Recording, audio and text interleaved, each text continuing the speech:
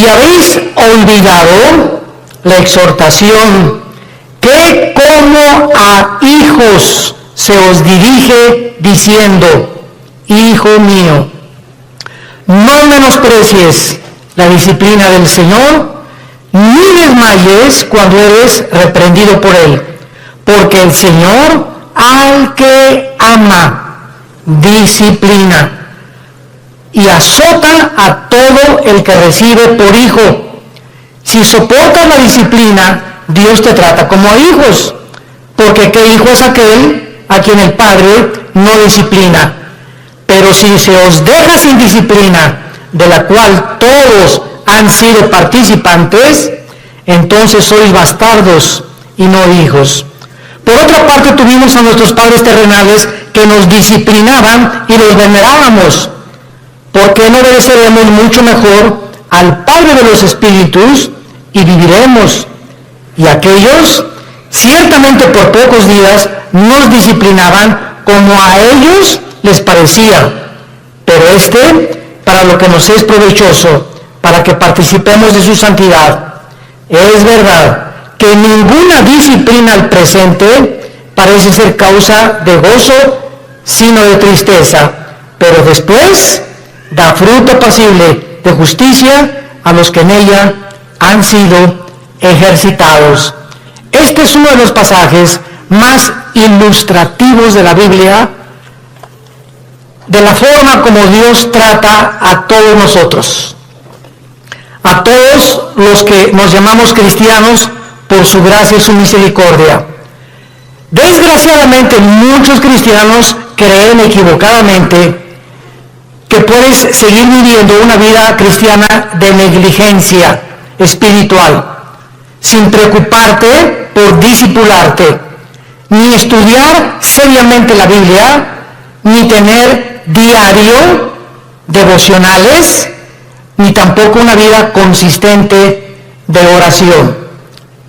Sin embargo, muchas de estas personas que tratan de vivir esta vida, estos cristianos, ignoran, como por eso comienza diciendo que ya se les olvidó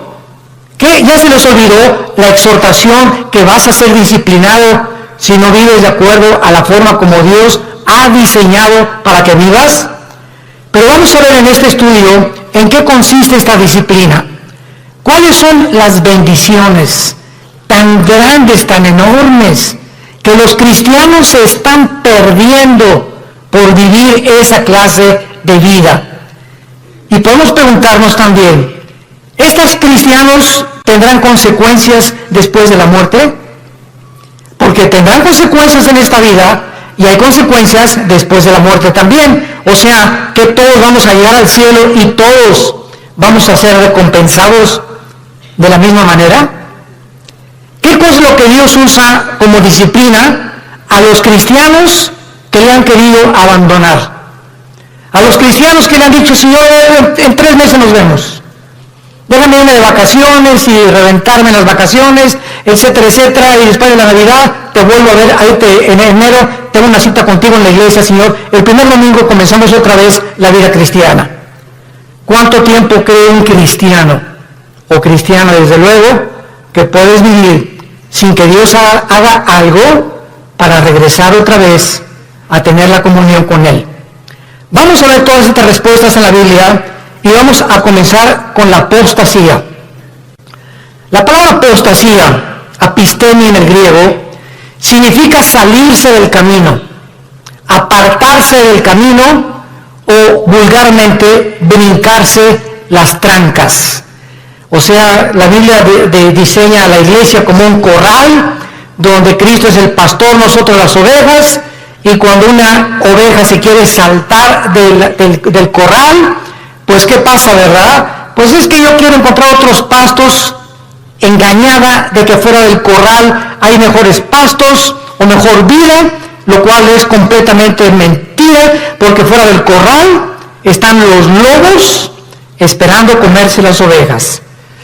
Dice el cuento que había una ovejita que le llamaban la rebelde de Tlanepantla.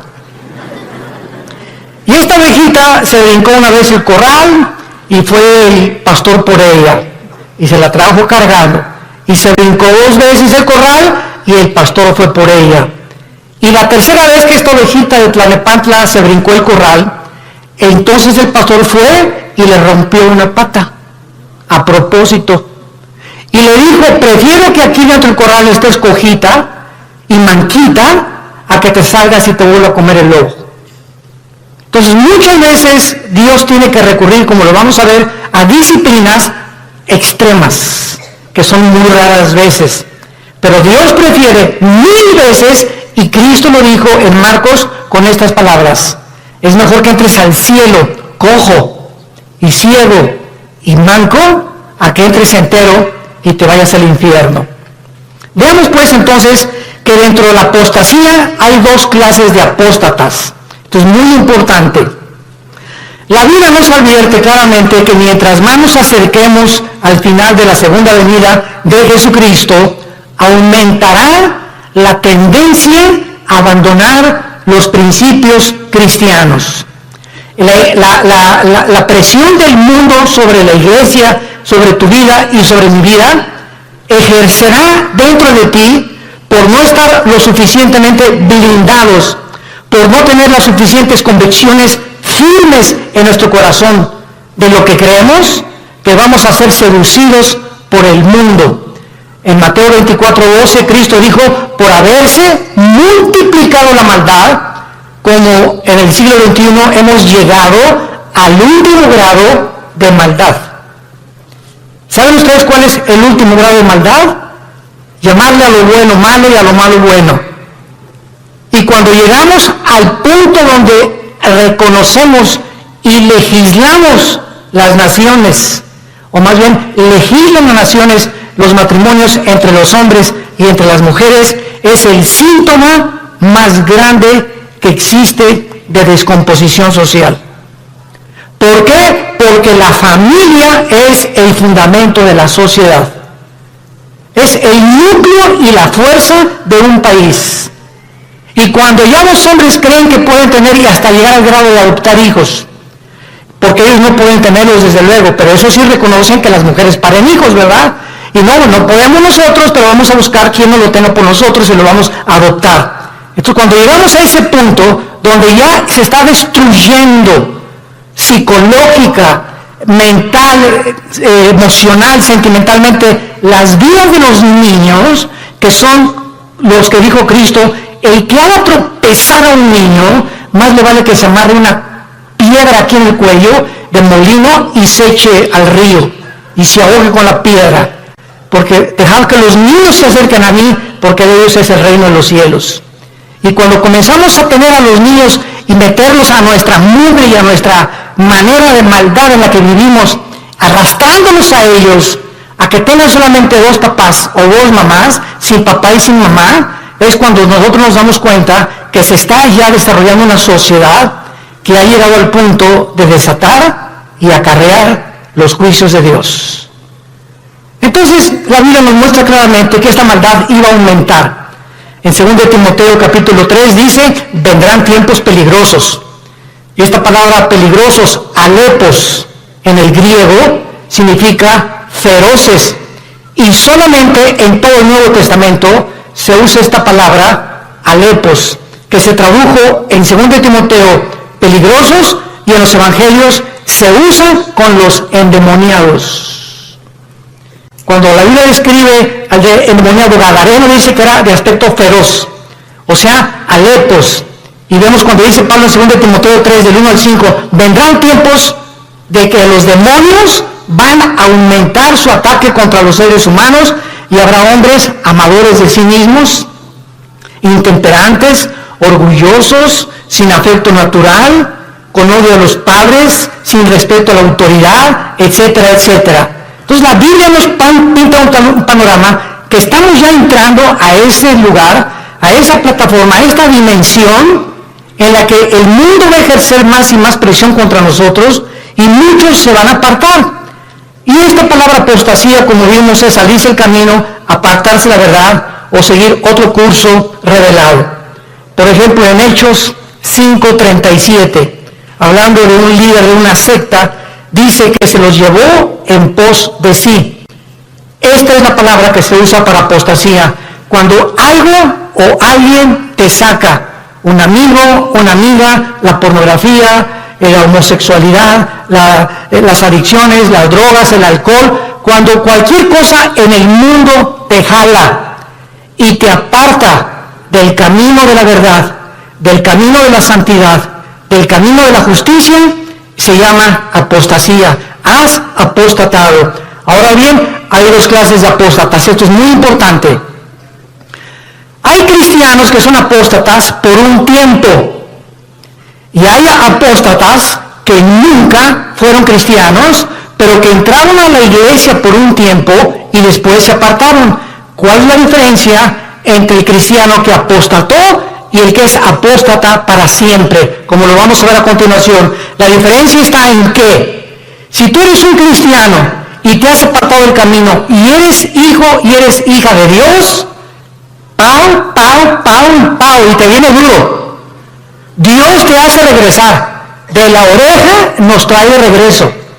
Pero si eres una persona que jamás recibiste a Cristo, pero fuiste a los estudios bíblicos y fuiste a los desayunos y tal vez algún día que hiciste una decisión por Cristo, pero realmente tus convicciones no eran firmes ni profundas, te vas a apartar del Señor, pero la diferencia está en que tú nunca vas a regresar al camino.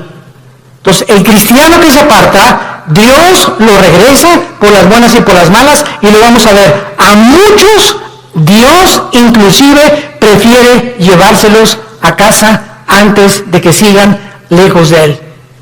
Entonces, vamos a ver que hay cristianos que se mueren antes de que Dios termine su programa con sus vidas.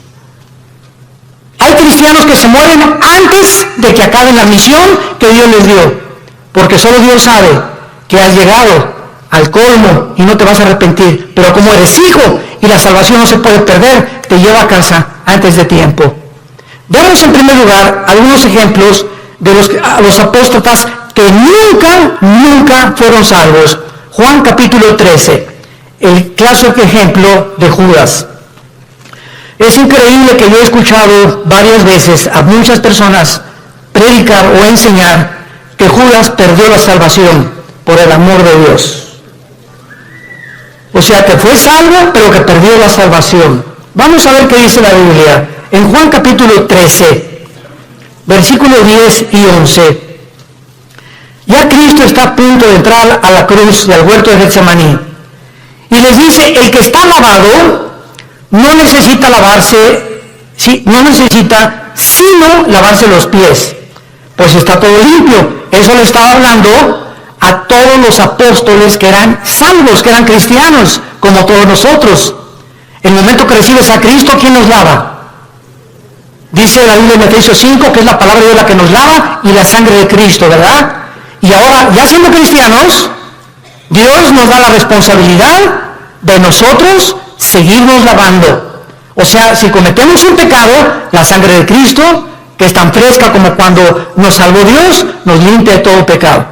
Entonces, un cristiano tiene que estar continuamente metiéndose a la regadera, porque diario se nos pega la contaminación del mundo, lo que es en tu oficina, con tus amigos, en la escuela, en la universidad, chistes groseros, un programa grosero, desnudos en la televisión, desnudos en el cine. Todo eso entra a nuestra alma y nos ensucia, nos contamina. Y esa suciedad la tenemos que estar sacando para mantener no la salvación, la comunión con Dios. Ustedes están lavados, pero no necesitan sino lavarse, ¿verdad?, los pies. Y vosotros limpios estáis, aunque no todos. O sea, había alguien ahí dentro del grupo de Cristo que no había sido nunca lavado. Ustedes sí están lavados y ahora necesitan sola, pero hay alguien entre ustedes que no está lavado, porque sabían a quién le iban a entregar. Por eso dijo, no están limpios todos. Judas nunca fue limpiado de sus pecados, jamás. Versículo 18. No hablo de todos vosotros, yo sé a quienes he elegido, mas para que se cumpla la Escritura, el que come pan conmigo levantó contra mí su calcañar. Capítulo 17 de San Juan. Nos brincamos al capítulo 17 y aquí ya Cristo lo aclara, tan transparente como la luz y el sol. Dice Juan 17, versículo 12. Cuando estaba yo con ellos, o sea, Cristo está orando al Padre, está dirigiéndole estas palabras al Padre. Cuando estaba yo con ellos en el mundo, yo los guardaba en mi nombre.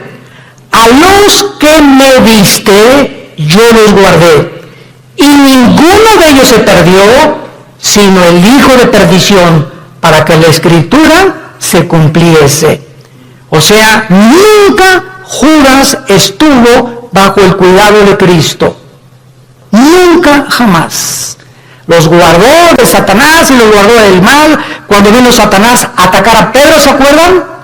Que le dijo Cristo, oye, Satanás ha pedido tu alma para zarandearte. Y Pedro, muy macho, no, yo no, me voy hasta la muerte contigo. Espérame, Pedro, el gallo va a cantar 3 veces y tú me vas a negar. Entonces, Pedro y Judas, los dos, traicionaron a Cristo. Los dos le volvieron la cara a Cristo, porque Pedro negó a Cristo 3 veces. ¿Y cuál fue la diferencia? Que cuando Pedro le negó, vean esto, cuando Pedro negó a Cristo, en ese momento Cristo se encontraba como a 10 metros de Pedro. Y cuando Cristo volteó a ver a Pedro, Cristo lo volteó a ver con los ojos moros. Ya había sido golpeado Cristo. Imagínense ustedes a Pedro, en el momento que canta el gallo, volver a Cristo, y Cristo con sus ojos moros, adolorido por los golpes que los soldados ya le habían dado, lo ve a Pedro diciéndole, ya ves, pero sabes una cosa, te sigo amando. ¿Y cuál fue la diferencia con Judas? Judas entregó a Cristo por 30 monedas de plata y sin embargo, cuando tuvo las monedas de plata, nunca creyó que Jesús era el Mesías, porque si hubiera creído, se hubiera arrepentido y le hubiera pedido perdón. ¿Qué hizo Judas? Agarró las 30 monedas de plata y las tiró.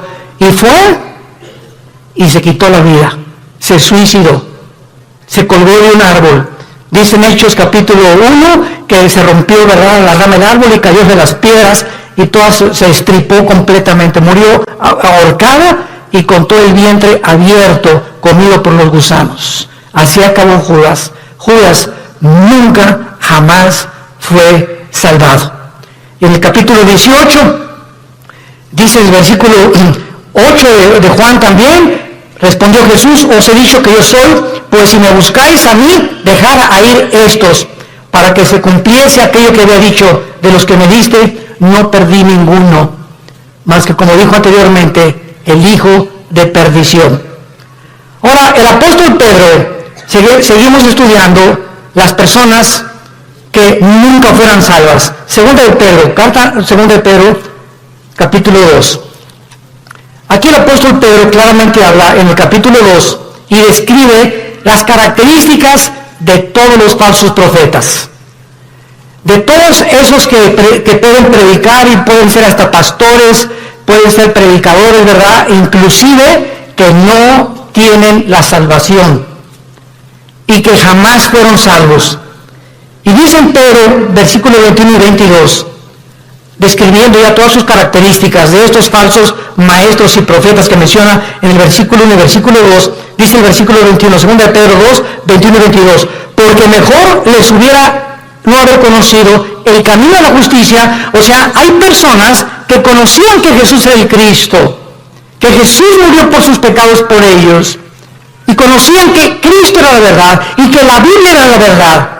Mejor les hubiera sido no haberlo conocido, que después de haberlo conocido, volverse atrás del santo mandamiento que les fue dado. Escuchen, pero les ha acontecido la verdadero proverbio, el perro vuelve a su vómito y la puerca lavada a revolcarse en el lodo o en el cieno. Aquí Pedro, de una forma ya inequívoca, describe que todas estas personas nunca fueron salvas. ¿Cómo lo dice Pedro? ¿Qué hace un perro cuando vomita? Se vuelve a comer lo que salió, ¿verdad?, de su estómago. ¿Por qué lo hace? ¿Por qué lo hace? Pues porque es perro. Si no fuera gato, los gatos no lo hacen, los leones no lo hacen. Ahora, ¿por qué un puerco? Agarras el puerquito, y lo lavas y le pones Chanel y le pones un moño y todo, y lo sacas del lodo y lo envuelves y lo que tú quieras, y está y huele a Chanel número 5. Y a los 5 minutos el puerco se revuelve en el lodo otra vez. ¿Por qué no duró nada bañado y champuceado y perfumado? Porque es puerco. Ahora, para que el perro ya no regrese a su vómito, ¿qué se necesita? Cambiar su naturaleza, dejar de ser perro. Para que el puerco no regrese al lodo, necesita ser otro tipo de naturaleza, tener la naturaleza de otro animal, porque los puercos, esa es su naturaleza, el lodo, y los perros el vómito. Aquí está hablando Pedro, que estas personas, su naturaleza nunca fue cambiada, porque si hubiera sido cambiada, no regresarían a hacer lo que hicieron antes de conocer a Cristo. ¿Me van siguiendo? Esta es la gran diferencia de las personas que nunca fueron salvas. En 1 Juan 2:19, el apóstol Juan dice, 1 Juan 2:19, salieron de nosotros. Oye, don Pancho, pero si tú ibas a la iglesia ahí en el Sinapolo hace 15, 20 años, o te vimos aquí en la iglesia, fuiste a los estudios conmigo, oye, tú estuviste en el ITI, tomaste todo el curso del ITI, compadre. Y ahora que estás divorciado, estás con otra señora, te has cometido adulterio, etcétera, etcétera, y te contesta tu compadre, sí, ¿y qué? Chale. Ya en ese momento te das cuenta, ¿verdad?, que ya hay algo raro. A una persona que fue cristiana, pues sí, ¿verdad?, y me duele, ¿verdad?, y lo que tú quieras, pero estas personas salieron de nosotros, pero no eran de nosotros. Porque si hubieran sido de nosotros, dice 1 Juan 2:19, hubieran permanecido con nosotros. Salieron para que se manifestara que no todos los que vienen a la iglesia son y pertenecen al cuerpo de Cristo. Todas las iglesias, esta y todas en el mundo cristianas, todas las iglesias, sin excepción, son una mezcla del trigo y la cizaña. Así que el que está a tu lado de la derecha, aunque tengas cara de Santa Rita de Casia, y el que está atrás de ti, que tiene cara en Clodomiro, no son todos lo que aparecen ser. Entonces no te decepciones y no te desilusiones. Ay, ¿qué es en la iglesia? Nada, mi amada. ¿Y te acuerdas de esa persona? Y así son los cristianos. Espérame tantito, así no son todos los cristianos. Si un avión se cae con un piloto porque iba borracho, no significa que todos los pilotos de American Airlines son borrachos. Si un carro de carrera choca, no significa que todos son tan tontos como el que chocó. Entonces no puedes generalizar. Entonces tenemos que entender eso. La iglesia es una mezcla y no todos son lo que son. Hay un remanente en todas las iglesias de verdaderos hijos e hijas de Dios. Y solo el tiempo dirá verdaderamente quiénes son los que permanecieron hasta el final. Muy bien, veamos ahora los que son salvos. Proverbios capítulo 3, los apóstatas que son salvos, pero que regresan porque son hijos de Dios, y Dios, hay su promesa, al que ama, disciplina. Y si no hay disciplina, es porque nunca fuiste hijo de Dios. Por eso sigues haciendo lo que te da la gana. Porque si fueras hijo de Dios o hija de Dios, ¿desde cuándo Dios que ya te hubiera surtido? Y bien surtido. Pero sigues igual de hace 1 o 2 años, precisamente porque nunca has pertenecido a la familia de Dios. Dice Proverbios 3, versículos 11 y 12, no menosprecies, hijo mío, le está hablando a sus hijos, el castigo de Jehová, ni te fatigues de su corrección, porque Jehová al que ama castiga, como al padre a quien quiere. Vamos a ver que en el Antiguo Testamento los castigos eran diferentes de los castigos del Nuevo Testamento. Y Dios trataba de una forma a los cristianos, porque no eran cristianos, ¿verdad? Cristiano significa lleno del Espíritu, a las personas que formaban parte del pacto abrámico y a los que no formaban parte del pacto abrámico davídico palestino. Entonces era muy diferente, lo vamos a ver más adelante. Veamos ahora en Lucas 15, ¿se acuerdan del hijo pródigo? Bueno, dice la Biblia, un padre tenía 2 hijos, todo el mundo conoce esta historia, del 11 en adelante. Y de repente uno de los hijos le dice, oye viejo, dame toda la herencia, échame mis centavitos que me pertenecen. En el antiguo Oriente, un muchacho que hacía eso, quedaba desheredado. Porque era el peor pecado que pudiera hacer, darle el dinero. No era hasta que el padre se moría que podía darle herencia. Pero este muchacho ya quería quemarse en la herencia. Y le dice al padre, dame mi herencia. Y el padre respeta su libre albedrío. Respeta su decisión. Aquí está, hijo, tu herencia. Y el hijo se fue, como todos sabemos en la historia, y desperdició sus bienes y a las discos, en chavas, en por acá, en bailongos, etcétera, etcétera, y que el cha-cha-cha, y que el twist, y que por acá. Y entonces se acabó el dinero y comenzó a buscar trabajo y no encontró trabajo, había ya deteriorado su salud y encontró trabajo alimentando puercos. Y entonces fíjense ustedes, estando el hijo pródigo en la condición en la que se encontraba, alimentando puercos, de repente algo pasó en su vida. ¡Pum! Algo lo hizo despertar y ver la realidad de lo que él había hecho. Y no en todos, a muchos Dios los deja.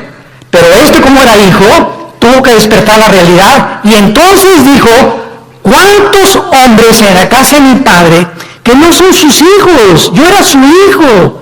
Los obreros de mi padre tienen cama, tienen comida, buena comida. Y yo que soy hijo estoy alimentando puercos. Esto haré. Ahí está la conciencia que no todos tienen. ¿Por qué la tuvo él? Porque era hijo. Esto haré. Regresaré e iré con mi padre y le pediré perdón.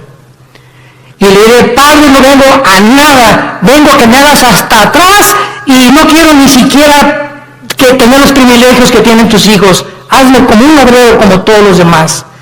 Y el padre no estaba con un bate de béisbol esperándolo, ni con un garrote. El padre se retrata en la Biblia, en este pasaje, que siempre todos los días, con sus brazos abiertos, mirando el horizonte, siempre esperando y sabiendo que como era su hijo, tenía que regresar algún día. Y Dios sabe que nosotros, cuando nos alejamos de Él, siempre nos está esperando a que regresemos. Que le pidamos perdón, porque nos ama, está enamorado de nosotros. Dios está enamorado de nosotros. No te imaginas cuánto te ama Dios. Que dio a su Hijo. A su Hijo lo dio por ti y por mí, para que tú y yo jamás nos alejemos ya de Él. Y cuando nos alejamos, Él prefiere 1000 veces dejarte cojo, manco, hacer algo para que regreses, porque eres su hijo. Y nunca nadie nos podrá separar de Él. Nadie, porque somos sus hijos. Y el padre gritó, traigan el mejor becerro, y vamos a hacer una fiesta, y traigan un anillo y pónganselo en el dedo, y traigan las mejores ropas, que significa la justicia de Cristo. Y entonces, ¿por qué el hijo regresó? Porque nunca perdió su calidad de hijo, nunca. Y este es un ejemplo clásico de una persona que es hijo, se aleja de Dios, pero regresa a Dios, porque somos hijos, tenemos que regresar, tarde o temprano nos convence Dios para regresar con Él. Y si no nos regresamos, y si lo que nos hace Dios para regresarnos no nos sirve, nos prefiere llevar a casa, antes de que el camino sea blasfemado por tu culpa o por mi culpa. Veamos otro ejemplo en 1 Corintios 5, vamos al Nuevo Testamento. 1 Corintios 5. Aquí está un caso tremendo de un muchacho que pues no era como nosotros, ¿verdad? Nosotros tenemos la Biblia completa. La iglesia de Corinto era la iglesia más carnal de todas las iglesias del Nuevo Testamento, pero eso sí, tenían todos los dones, pero eran carnales.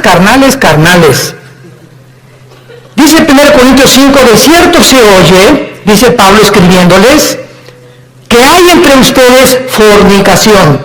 O sea, me han llegado noticias de que en la iglesia hay inmoralidad. Y tal inmoralidad o tal fornicación, cual ni aún se nombra entre los gentiles, o sea, ni en las personas del mundo, tanto que alguno tiene la mujer de su padre.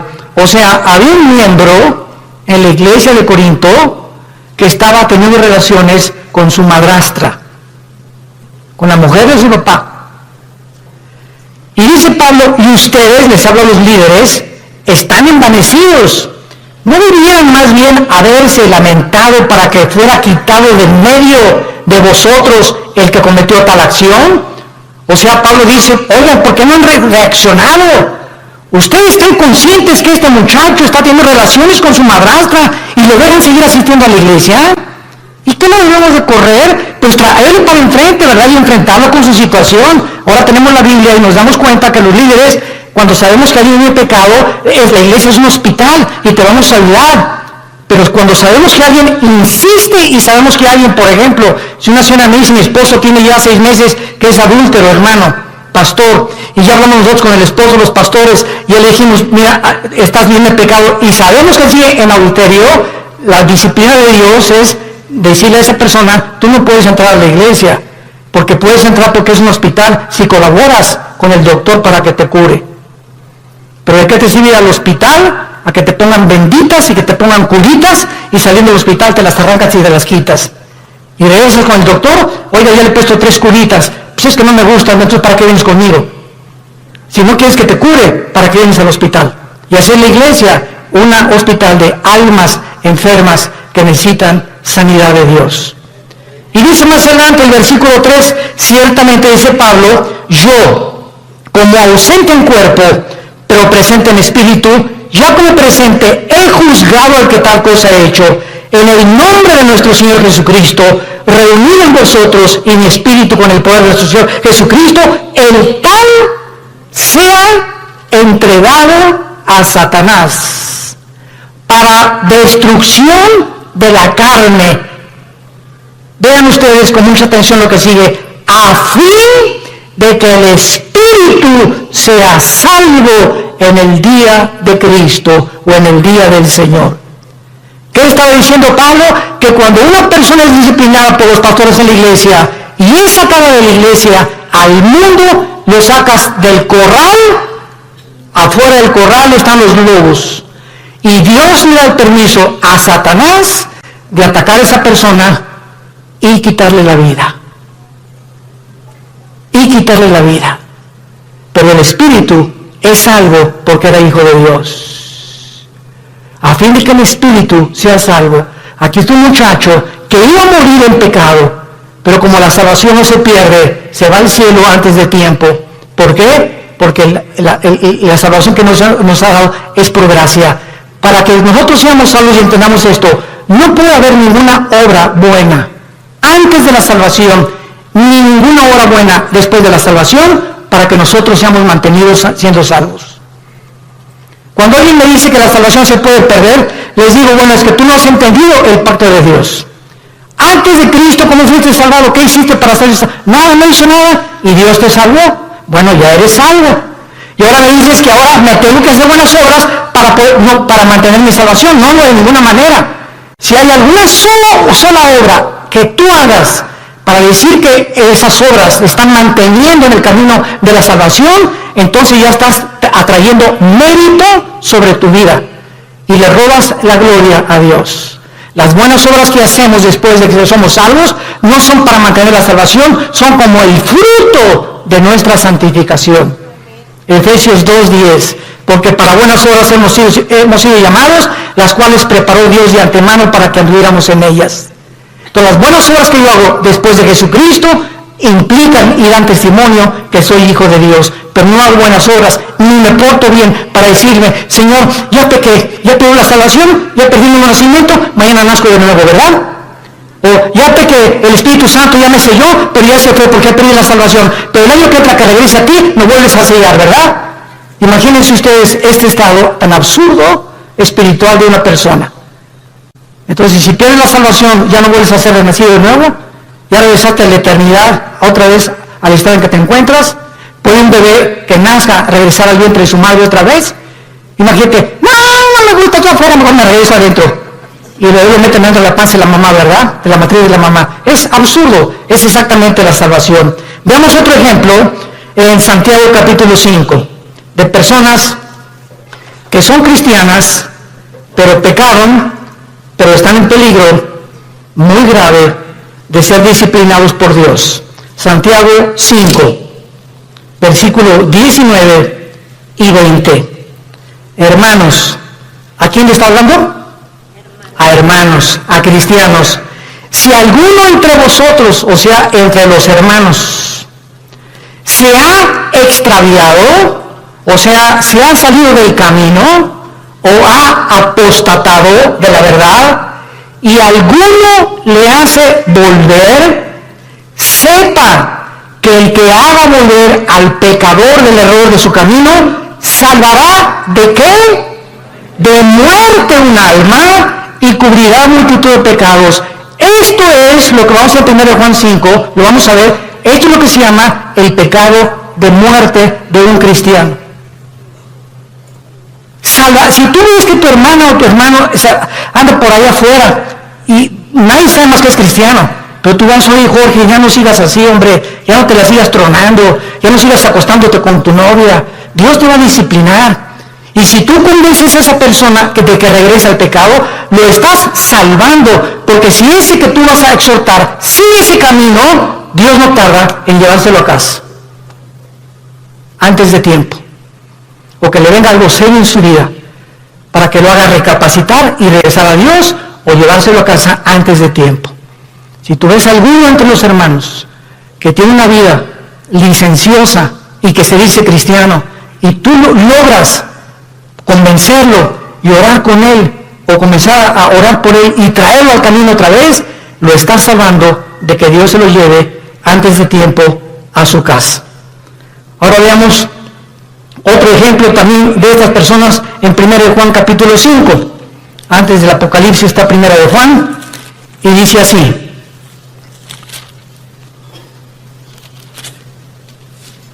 1 Juan capítulo 5, versículo 16.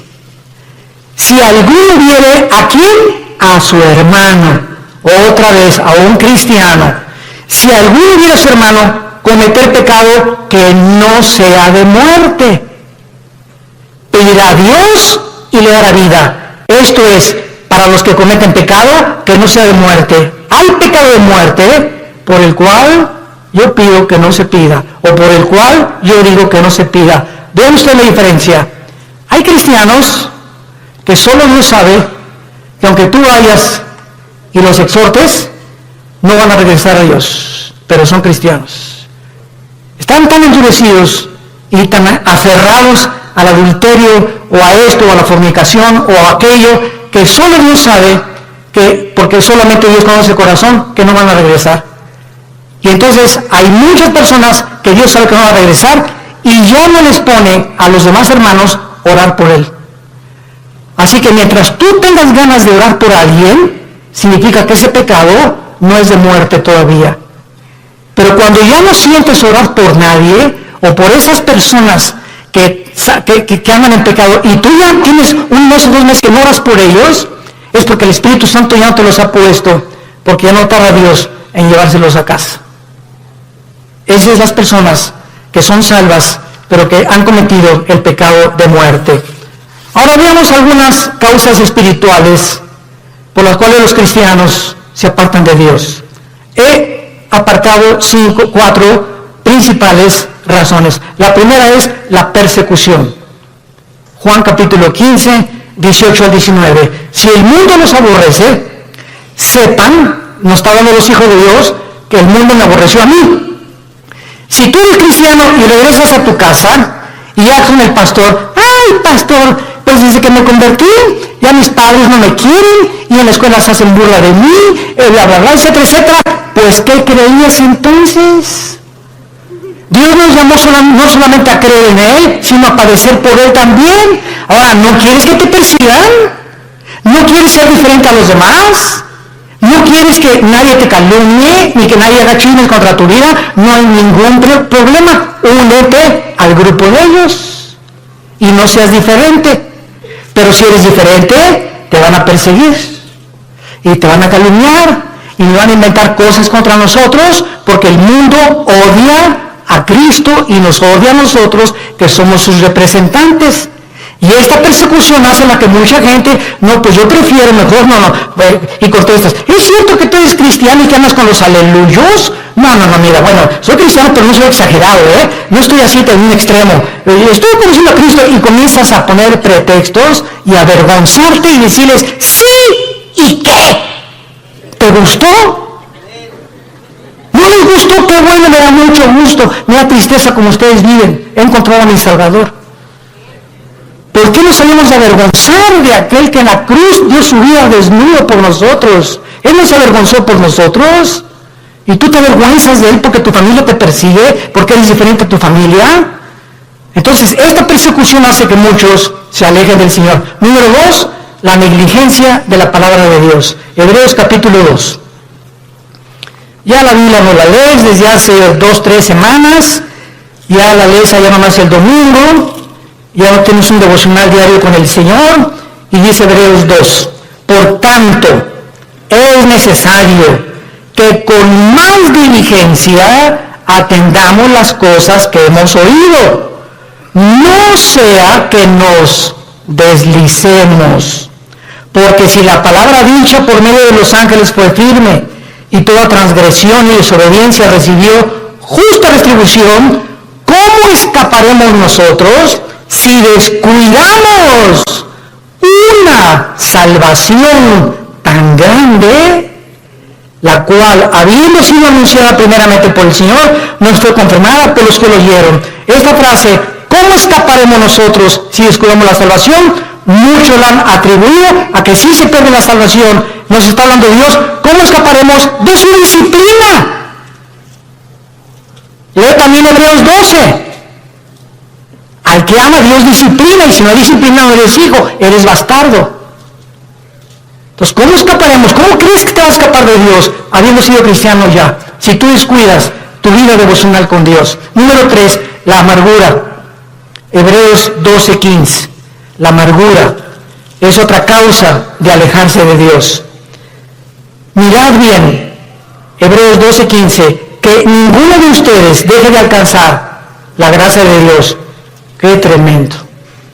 Dejar de alcanzar la gracia de Dios. ¿Cómo? Que brotando alguna raíz de amargura te estorbe y por ella contamines a muchos. Esto está tremendo, Hermano en Cristo, hermana en Cristo, tú y yo no podemos darnos el lujo de odiar a nadie. Hayan hecho lo que nos hayan hecho. No podemos darnos el lujo de tener rencor contra nadie. Hayan hecho lo que te hayan hecho. Que te violaron, que te robaron, que te golpearon, que tus papás, lo que hayas atravesado en la vida, perdónalo. Perdónalo. Que no puedo perdonarle, cae de rodillas, Señor, díselo, no puedo perdonar. Gracias, hija, porque eres honesta. Padre, si tú no me das el poder de perdonar a Pancho, o a Lucrecia, o a Carlita, etcétera, etcétera, o al perro que me mordió, no tengo la capacidad de perdonar. Pero si tú eres cristiano y estás en tu corazón en este momento que me escuchas, tienes algo contra alguien que te ha lastimado en el pasado, ten mucho cuidado, porque el rencor se vuelve en amargura. Y cuando un cristiano está amargado, cierra el cielo. Cierra el cielo. ¿Qué es la gracia? No es la gracia santificante, no es la gracia salvífica, está hablando de la gracia santificante. ¿Qué es la gracia? Diario el cristiano necesita poder de Dios, diario necesita el poder de Dios al venir a su palabra para tener el poder de vivir para Él. Porque separado de Él yo no puedo hacer nada. Entonces la amargura me bloquea la gracia de Dios y me quedo sin poder. Me quedo en mi propio poder, en mi propia carne, porque algo está bloqueando que Dios me ayude y me saque del pozo de la desesperación, de la red en que he caído, de la trampa que te pusieron. ¿Qué cosa es? la amargura. Es el más grande veneno en la vida de un cristiano. Y número 4, el amor al dinero. Primera de Timoteo 6, versículo 10. Porque raíz de todos los males no es el dinero, es el amor al dinero. Gracias a Dios por las familias ricas y los millonarios, porque la obra de Dios tiene que sostenerse. Si no hay dinero, no hay misioneros. Si no hay dinero, no hay construcciones. Si no hay dinero, no hay televisión. Si no hay dinero, no hay viajes. El dinero no es malo. El malo es amar lo que tú tienes. Cuando tú amas más lo que tú tienes que la obra de Dios, te va a hacer que te alejes de Dios. Dijo Cristo en Marcos, hablando de la parábola del sembrador, pero muchos, el afán del mundo y de las riquezas, entran y ahogan la palabra y nunca das fruto. Estas son las razones por las cuales tú puedes alejarte de Dios. Ahora veamos rápidamente en 2 Samuel 7 las consecuencias que sufrieron en el Antiguo Testamento los que eran y pertenecían al pueblo de Dios. O sea, los que tenían garantizada ya la salvación. De forma diferente a la de nosotros, porque no tenían el bautismo del Espíritu Santo, pero la forma que eran de Dios. 2 Samuel capítulo 7, veamos la disciplina de Salomón. La Biblia menciona 3 consecuencias principales del pecado en un cristiano. Número 1, la disciplina. 2, la muerte, que ya lo vimos. Y 3, la pérdida de recompensas en la otra vida. En otras palabras, si tú te mueres siendo cristiano en pecado, o en un pecado, porque pues quién se va a morir sin pecado, ¿verdad? El único sin pecado ha sido Jesucristo. Si yo me muero, estás ahí en el hospital, y ya te da el síntoma, y hay una enfermedad guapa y le haces, ¿qué tal enfermerita? Ya le echaste ojitos, ¿verdad? Y ¡pum! Te mueres, te llevaste ese pensamiento al otro ladero, ¿verdad? Se no moriste santito, sin haber roto un plato. O haz de cuenta que también estás en el hospital ahorita o sales a la carretera y chocas ahí en la carretera y de la manera te peleaste con tu esposa, te moriste en pecado, ¿no es cierto? ¿Y vas a perder la salvación? No lo vamos a perder, pero en la otra vida perdemos las recompensas. Que no se imaginan qué grandes recompensas hay, porque no todos los cristianos en la otra vida vamos a gobernar con Cristo, solo los vencedores. Y lo vamos a ver más adelante, para terminar. En 2 Samuel 7, 14 y 15, se le está dando las instrucciones a David y le dice, yo le seré el padre y él me será mi hijo. Si hiciere mal, o sea, si se aparta de mí, le castigaré con vara de hombres y con azotes de hijos de hombres, pero mi misericordia no se apartará de él, como la aparté de Saúl, al cual quité delante de ti. ¿Cuál fue la diferencia entre la descendencia de David y el rey Saúl? ¿Cuál fue la diferencia entre Pedro y entre Judas? En que aunque nosotros nos portemos mal, y aunque nosotros intentemos alejarnos de Dios, si somos hijos e hijas de Dios, su misericordia es más alta que los cielos. Y Dios va a hacer algo para que regreses y para que yo regrese a la comunión con Él. Y va a ser disciplina. La palabra disciplina es interesante porque viene de la palabra paidego, viene de la palabra pedagogo, que significa el que forma el carácter o el maestro.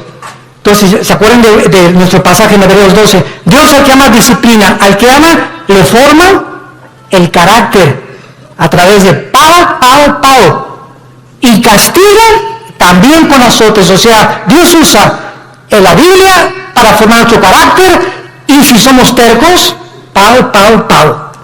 Azota al que recibe por hijo. Y la palabra azotar en el griego es castigo físico. Algo va a tener que usar Dios, como lo que dice en uno de los salmos. No sean como los caballos, como los mulos. Que el caballo tiene que meterle aquí un freno. El freno es un fierro con un puente. Y cuando se le mete al caballo el freno y le jalan las riendas, el puente se le encaja en el paladar al caballo. Y el caballo, cuando asocia el dolor se para y le obedece al jinete. Si no se le aplica dolor al caballo, el caballo se desboca y sigue corriendo. ¿Y qué nos dice Dios? Necesito aplicarte dolor para que regreses a mí. ¿Quieres que te trate como a los caballos? ¿Como a los animales? Tú dime. Pero ¿sabes una cosa? Nunca quitaré mis ojos de ti. Te haré entender, por las buenas o por las malas, el camino en que debes andar. Sobre ti pondré mis ojos. Salmo 32. Y vemos finalmente en la vida de David, en 2 de Samuel, capítulo 12. ¿Qué fue lo que pasó con Samuel?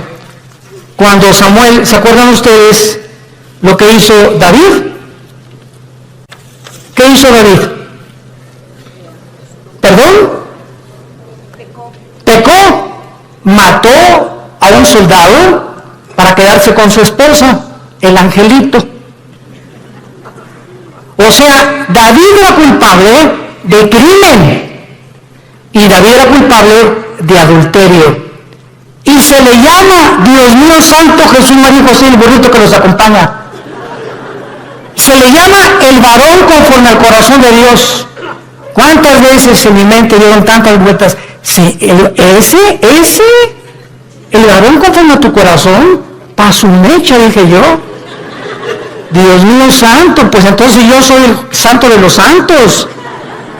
Y entonces, cuando creces en Cristo, comienzas a entender lo siguiente, ¿verdad? Él fue culpable de crimen y de adulterio. Pero viene Cristo en Mateo 5 y dice lo siguiente: cualquiera de ustedes que ve a una mujer, no necesitas acostarte con ella. Si tú deseas en tus ojos y en tu corazón a una mujer acostarte con ella, aunque no lo hagas físicamente, tú eres ante los ojos de Dios adúltero.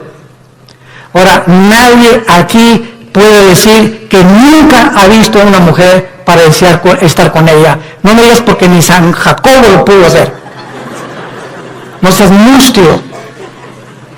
Todos en alguna época de nuestra vida le hemos fallado a Dios. Y el que no le ha fallado a Dios, que levante la mano. Porque te llamaría el querubín de Tlanepantla. Entonces, no juzgues a David. Porque si nosotros hemos sido adúlteros una vez en nuestra vida y Dios nos perdonó, no creas que por no acostarte con ella eres exento del adulterio. ¿Y cuántos de nosotros Él lo acusó por un crimen? Dijo Cristo: cualquiera que odie a alguien es culpable de crimen. Porque no es el acto, sino el intento del corazón lo que Dios juzga. Entonces, cuando yo entendí eso, me di cuenta, pues yo soy más pecador que David. Porque muchas veces oía a tantas personas, y cuántas veces decía a tantas mujeres, y tú me has perdonado, Señor. ¿Qué diferencia hay entre mí y David? No hay ninguna diferencia. Has tenido misericordia con todos. Y ahora todos nosotros somos varones y mujeres conforme al corazón de Dios, porque somos sus hijos. Y nos amó hasta la muerte en una cruz. Y dice en 2 Samuel capítulo 13, versículos 13 y 14. Para terminar, dice la Biblia: porque aún diría yo con mi deshonra, y aún tú serías estimado como uno de los perversos en Israel. Te ruego que hables al rey, que él me lo negará. Mas él no quiso ir, sino que pidiendo más que ella lo forzó y se acostó con ella. Luego la aborreció a Amón con un gran aborrecimiento. Vemos nosotros aquí, cuando dice remover la misericordia, se refiere al pasaje donde el rey Saúl fue advertido que si obedecía a Cristo, él permanecería firme en su reino. Pero en cuanto le desobedeciera, perdería la misericordia de Dios, porque nunca fue hijo e hijos de Dios. Santos de Dios, tenemos nosotros ahora delante de nuestras vidas un panorama tremendo. Vale la pena permanecer en Cristo. Vale la pena ya tomar en serio a Dios y decir: voy a tener devocionales con Él diario, porque separado de ti no lo voy a hacer, Señor. Limpiar mi vida, amar a mi esposa, amar a mi esposo, darles un buen ejemplo a nuestros hijos, vivir una vida sexual, limpia, pura y santa delante de Dios, que tiene grandísimas recompensas para tu matrimonio futuro, para tus hijos y para la eternidad.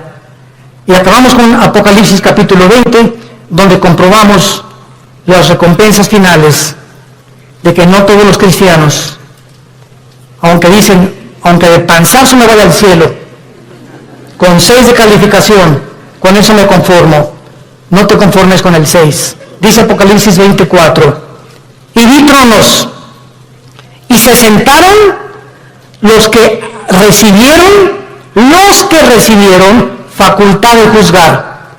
Y vi las almas de los decapitados por causa del testimonio de Jesucristo y por la palabra de Dios, los que no habían adorado a la bestia ni a su imagen, y que no recibieron la marca en sus frentes ni en sus manos, y vivieron y reinaron con Cristo 1000 años. Vi tronos y se sentaron solamente algunos, o sea, los que recibieron el derecho, la facultad, el honor de sentarse en un trono. Sentarte en un trono en la Biblia es gobernar. Y Cristo dijo en Apocalipsis 2, el que venciera al final se sentará, como yo me senté con el Padre en el trono, tú te sentarás conmigo a gobernar también. O sea que en la otra vida va a haber reyes y príncipes y soldados rasos, cristianos que nunca quisieron pasar al siguiente nivel de santidad ni de crecimiento en la gracia de Dios. ¿Qué escoges tú en esta tarde para vivir en tu vida cristiana? Dios al que ama disciplina y azota al que recibe por hijo. No juegues con Dios. No juegues con Dios, porque Dios es un Dios santo, santo, santo. Gracias por tu palabra, Señor, en esta tarde, por el amor tan eterno e infinito que has derramado en nuestras vidas por ti, al mostrarnos que la vida de tu Hijo fue el precio que pagaste para que nunca dudáramos de cuánto nos amas, porque eres un Dios bueno. Cuán grande es la bondad de Dios que Él ha guardado para los que le aman y guardan sus mandamientos. Confié en el Señor y Él me ayudó y me libró de mis angustias y me puso sobre la roca y de la vergüenza de mis enemigos y de la vergüenza y el oprobio de mis perseguidores.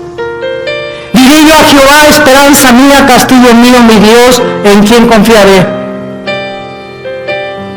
Castillo mío, mi roca.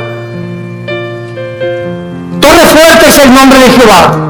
A Él correrá el justo y seremos levantados. Dios en esta tarde te está hablando, tú que has alejado tu camino de Él.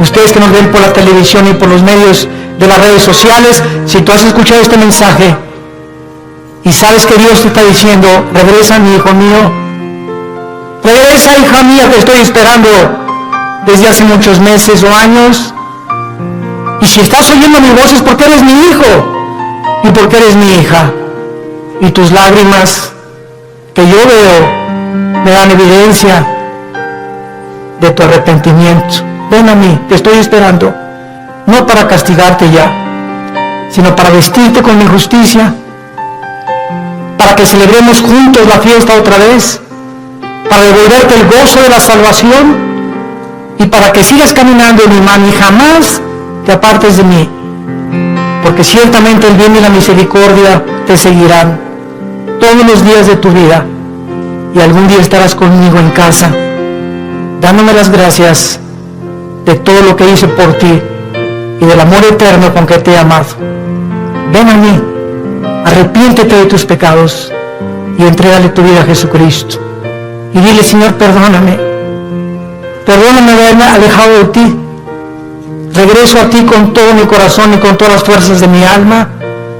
Gracias por haberme hablado esta mañana y haberme dicho que no puedo vivir así ya, que el pecado, la paga del pecado es la muerte, y que el que esconde sus pecados no prosperará, mas el que los confiese y se aparta alcanzará misericordia.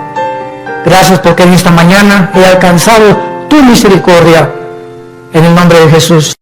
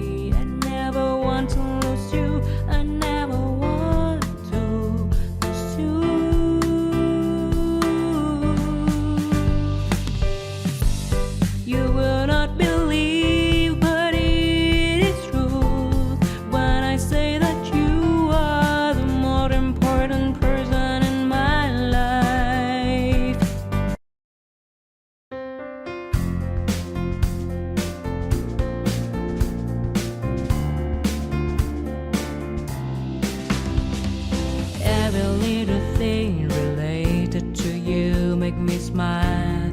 I know you are doing hard work to make things possible. I want to let you know that I am with you, and I will be forever. Every little thing related to you make me smile. I know you are doing hard work to make things possible. I want to let you know that I am with you, and I will be forever.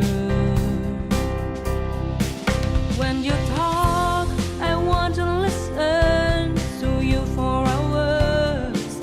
When you are there beside me, I feel like looking at you all the time. My love for you will never really change. Just want to tell you that you mean a lot to me.